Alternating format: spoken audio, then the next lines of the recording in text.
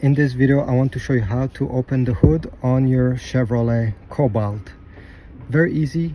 This also works with the Pontiac Pursuite and also the Saturn Ion. Go in the driver footwell and the hood latch will be right over here. Right, you need to pull it fully.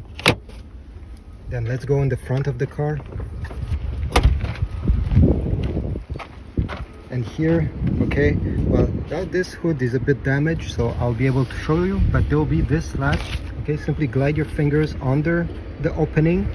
It's usually slightly on the right side of the emblem, and you're going to push this latch towards the left.